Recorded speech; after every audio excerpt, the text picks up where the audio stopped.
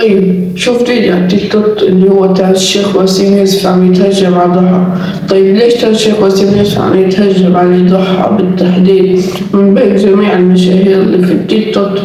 فلا تسوم لايك الفولو حنجاوب على هذا السؤال. فلتسوم طيب لو فترة انت عم تصفح في التيك توك ولقيت ان الشيخ وسيم يوسف عم يتهجم على ضحى. ليش عم يتهجم على ضحى بنت المشاهير؟ فلتسوم لايك الفولو. راح نحكي على هذه القصة على حساب الانستغرام تابعونا. بس أنا صراحة ما بنحاز للطرفين، أنا عم بحكي القصة وحطيتهم رأيي في النهاية. فلتسوم لايك الفولو تبعتم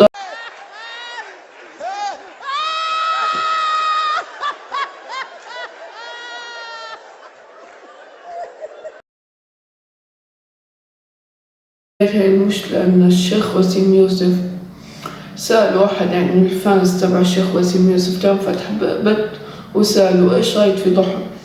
هون كان رد الشيخ تبع وسيم يوسف سيء. رجل أتكلم عن رقاصة فكنا. فهون بلشت تطلع المشكلة وردت ضحى على هذا الموضوع. حطيت له إنه كيف عم الشيخ عم يحكي على أكيد فهمتوا الكلمة صح، الكلمة ما بتنفع يعني. فحتى ليش عم الشيخ عم يقول هيك؟ شوف بالنسبة للشيخ وسيم يوسف لما يحكي على شخص يعني مثل ضحى عم يحكي عليها إن هي وهي بنت، فهذا الاشي عيب يعني صراحة نوعا ما عيب وغلط في هذا الاشي. بس ولكن ضحى لما شيخ طلع فيديو حكى لي في شرفي والله قاعدة نقرا في ضحى لما شافت انه غلط عليها بلشت الدراما. خلاص الموضوع بدها تحلب الموضوع بطريقة، فبلشت تحكي إن أنا بنت وأنت شيخ وكيف عم تحكي علي وأنت مفسر أحلام يعني ليش عم وشو دخلت فيا. فهون طلع الشيخ بما أنها ذكرت مفسر أحلام ومشاكل النساء وذكرت أن أصيب بالمرض الخبيث فخلاص تقصدني، ما في داعي ألف ودور. أول حاجة نحن ليس من عادتنا التكلم والعياذ بالله. طلع الشيخ برد عليها ما بيهمنا هذا الشيء، اللي بيهمنا إنه يعني كيف يعني مثلا ضحى ترد على رد السيء يعني زي هاد على الشيخ ما بعمرك ما بتتضرب ولا أصلا تحكي مع شيخ بالطريقة الغلط. إن هاد شيخ هاد في الأول والأخير الشيخ حبيت أم يعني الشخص سيء، فهاد شيخ لازم إنك تحترمه. وهي ضحى عندها 18 مليون على التيك توك، يعني الناس راح يشوفوا يعني الفعل اللي تعمل فيه فرح بطبيعة الحال راح ترد عليه. وفعلا طلعت ردت عليه ورد كان سيء. لازم نفهم شيء قبل يعني لما تحكي اشي لازم إنك تفهم إن هذا صح أو لا، وفي قانون يحكي إن اللي كل فعل ردة فعل. يعني جاي من الشيخ جملي في عرضي، الناس اللي تحكي لي في عرضي، الناس اللي تحكي لي انا شو ضحى كده عملت، ضحى في الدار، ضحى في دبي، ضحى الناس اللي تحكي لي على عرضي ولا تحكي عليه على مجرد شافوها والصورة انا لتها ما شافونيش انا مصوريني انا في بيت، انا فتحت اللايف وانا اللي صورت، انا حكيوا لي على حاجه انا مصورتها وفي عرضي. والشيخ طلع يحكي، شيخ اللي الناس تتبع فيه اللي يقف قدام المنبر. تعرفش معناها شيخ يقف قدام منبر؟ تعرفش معناها انتم شيخ؟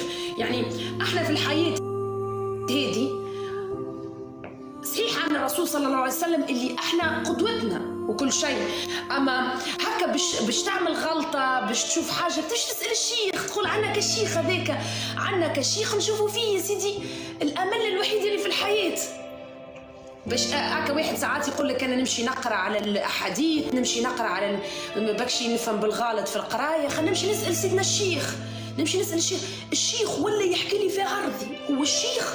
بعدها ردت ضحى على هذا الموضوع وحطيت له في أحد البثوث تبعها وحطيت له الفيديو الله يشفيك.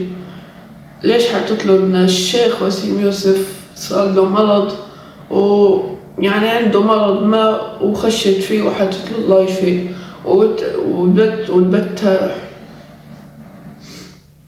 طيب بعدها ضحى طلعت ببت وحكت له فيك ان شاء الله ربي يشفيك.